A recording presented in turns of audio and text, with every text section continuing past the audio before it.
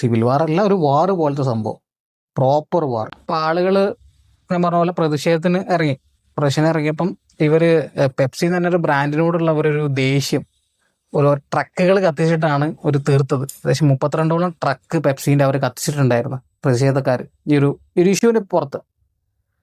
അപ്പം ഇത്രത്തോളം ഒരു ഇഷ്യൂ ഉള്ളതുകൊണ്ട് ഇവർ കോടതിയുടെ സഹായം വരെ തേടേണ്ടി വന്ന് പ്രൊട്ടക്ഷന് വേണ്ടിയിട്ട്. ഒരു ബ്രാൻഡിന് അങ്ങനെ ചെയ്യേണ്ട ഒരു അവസ്ഥ വരെ വന്നിട്ടുണ്ടായിരുന്നു.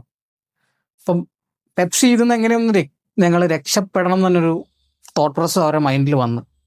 അപ്പം അതിൻ്റെ ഒരു നെക്സ്റ്റ് സ്റ്റേജ് എന്ന നിലയിൽ ഇവരെന്താക്കി, 500 പെസോസ്, ഏകദേശം ഇപ്പോൾ അതൊരു $18, ആ കാലത്തൊരു $18 ആ ഒരു ട്രാൻസാക്ഷൻ സംഭവം പ്രകാരം അത്രയും ഉണ്ടാവും.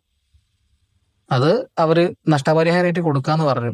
നഷ്ടപരിഹാരമായിട്ട് കൊടുക്കാന്ന് പറഞ്ഞപ്പം ആൾക്കാർ ഒരു 4,86,000 കറക്റ്റ് കണക്ക് അങ്ങനെയാണെന്ന് തോന്നുന്നു. അത്ര ആൾക്കാർ അക്സെപ്റ്റ് ചെയ്തു, ഞങ്ങൾ കുഴപ്പമില്ല 500 തന്നെ ഇതിൽ മാറി. ഒന്നും കിട്ടാതിരിക്കുന്നതിനെക്കാട്ടും നല്ലത് എന്തെങ്കിലും കിട്ടുന്ന തന്നെ തോട്ടിലാണ് അവർ അങ്ങനെ നീങ്ങിയത്. പക്ഷേ ബാക്കി ശതമാനം ആളുകൾ, ഈ 8 ലക്ഷത്തിൽ ബാക്കി വരുന്ന ആളുകൾ ഏകദേശം 3 ലക്ഷത്തിൻ്റെ അടുത്ത് അങ്ങനെ വരും തോന്നുന്നു. അവരെന്ത് ചെയ്തെന്ന് വെച്ചാൽ, ഇല്ല ഞങ്ങൾക്ക് ഈ പറഞ്ഞ ഫിക്സഡ് എമൗണ്ട് എന്തായാലും കിട്ടണം എന്നൊരു ലെവലിലേക്ക് അവർ നീങ്ങി. അപ്പം 22,000-ലധികം ലോസ്യൂട്ട് കോടതിയിൽ ഫയൽ ചെയ്തിട്ടുണ്ട് ഈ പെപ്സിക്കെതിരെ ആ ടൈമിൽ. പിന്നെ ഏകദേശം ഒരു 720 എത്രയോ ഒരു ക്രിമിനൽ പ്രൊസീജിയേഴ്സ് ഉണ്ടാവുമല്ലോ, ക്രൈം ഫയൽസ് അവിടെ ഫയൽ ചെയ്തിട്ടുണ്ടായിരുന്നു.